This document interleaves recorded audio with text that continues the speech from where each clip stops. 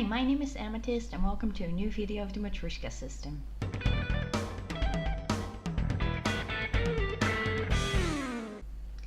Today I want to talk with you about what to do if you find a new alter.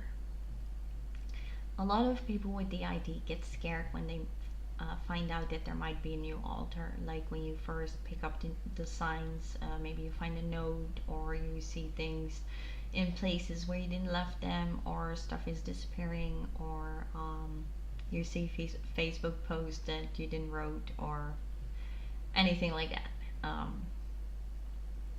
So I guess we panic because we don't know what to expect, right? Alters come in all sorts and varieties, and I guess a lot of us often assume the worst. But by doing that, we label the alter that we don't even know yet. And even with those alters that some of us label as bad came for a very good reason. Every alter was created to save you, to help you.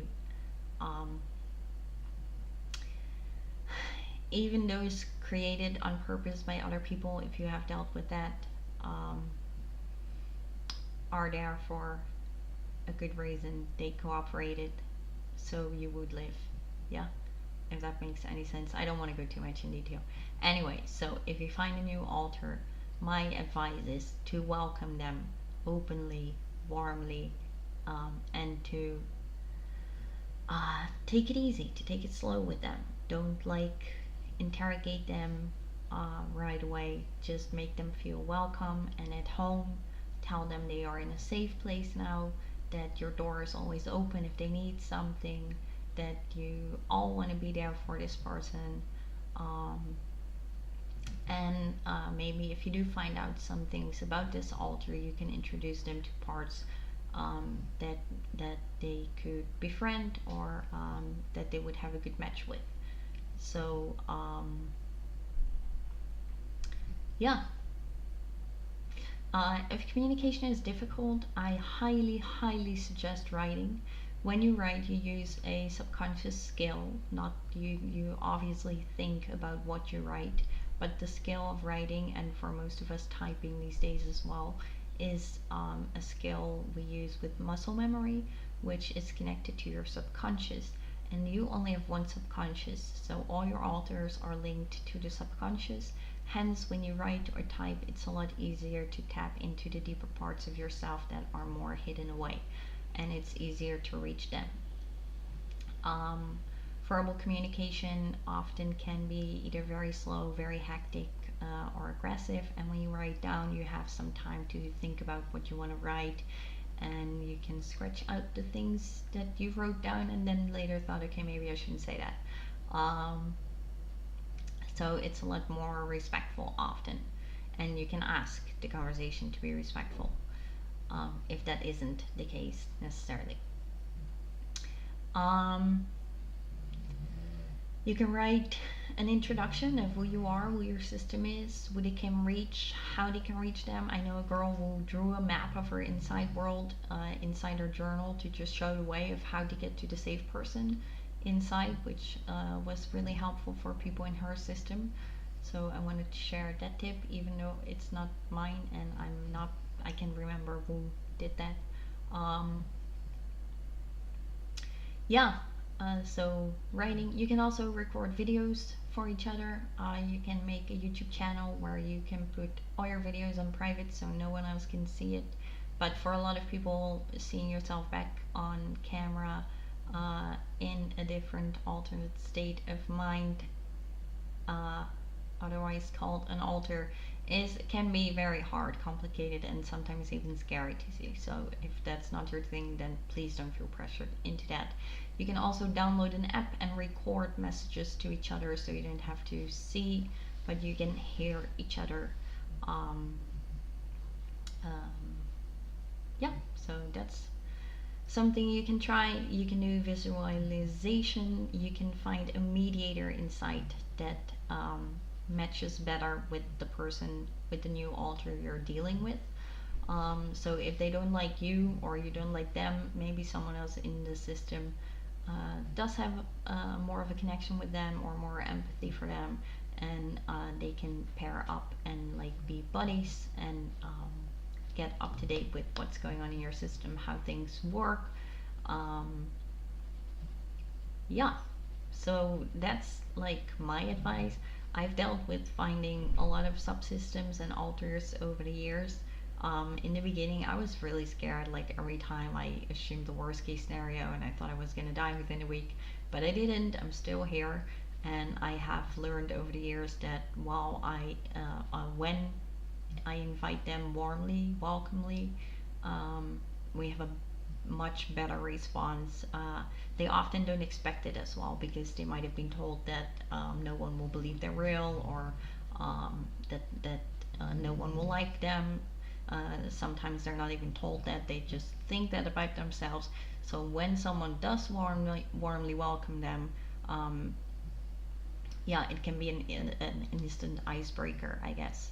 Um, so that's how we try to deal with finding new altars. It's not always easy. Like when we found the dome and there were 15 or 16 new altars at once, we were really overwhelmed and yeah, just not too pleased with the situation. Also because just it brought back a lot of bad memories and stuff like that.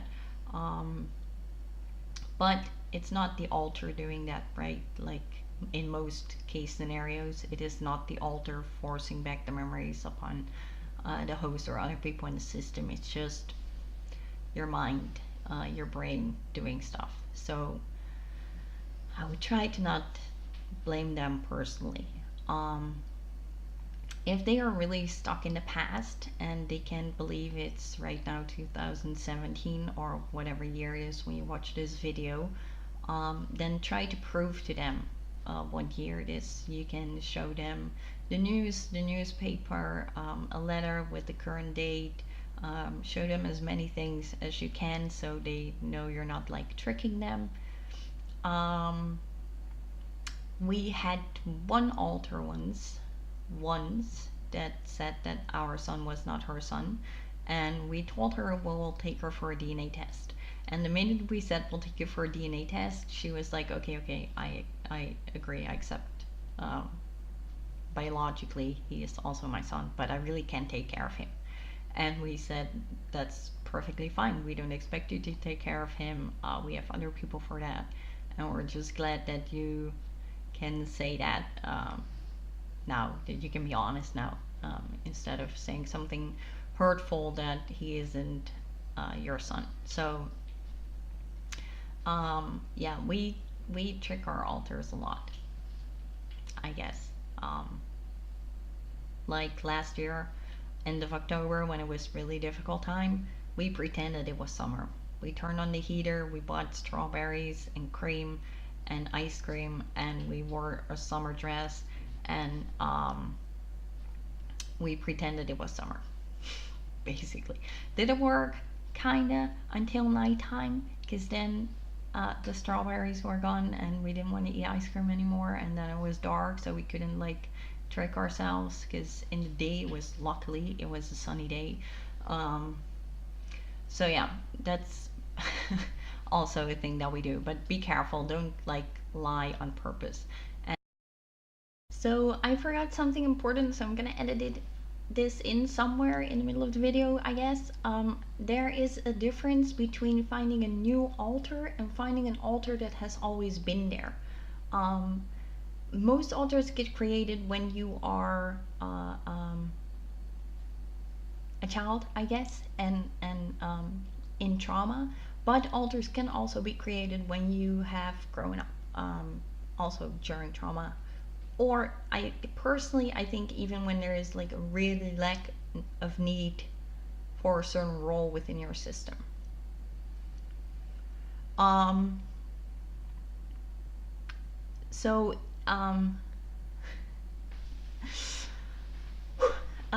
when you find an altar that has always been there, then it's not technically a new altar. Yeah, it's someone who has always been there but was not able to find the rest of you. So now that they have, um, I think that's a good thing. If it is a new altar, don't blame yourself, don't blame them that you split off. I don't really believe we split off, but that we created a new altar. Don't blame yourself, don't blame them. It is what you collectively need. Um, yeah, that's, I think, all I've got to say. Okay, enjoy the rest of the video, guys, and please keep your promises, guys. This is something I want to make a separate video, but it's just a short message, so I'm gonna put it in here. And if I still feel the need later to make a separate video, I will. Please keep your promises. Altars have been have had their promises broken over and over and over again. They have trust issues, obviously. Probably you do as well. If you have DID, like everyone inside the DID system seems to kind of deal with that. So if you say like, okay, right now I really need to go to work, but tonight you can play your game, then let them play the game tonight. Even if you're tired, even if you're not in the mood, even if your friend calls and says, hey, I don't know, want to go to the movie tonight, you want to come with me? Please keep the promise to your altars, because it will break their trust, and their trust has been broken too many times. So if you make a promise, please keep it, please. It's so important, and it can improve your system so much if this is something that you either by on purpose or by accident do. Yeah. So I hope I mentioned everything on what you can do when you find a new altar. Also, ask help from the rest of your system. Ask support from the rest of your system, please. You do not have to deal with this alone. You have a system, and you can work together, and you can expect other people to help you. Yeah. You can ask certain people to take on a certain role, like to be a buddy of a new altar, or like to be someone that always has their door open if someone needs a talk or a chat or a hug or whatever. If you have any more questions, if you feel like I forgot to mention something or anything like that, please leave it below in the comments, and we will answer it in the next video, I guess. I hope this was informative, guys. Thank you for watching. I will also do a part 2, which is what to do if you are a new altar. So tune in for that later. Bye bye.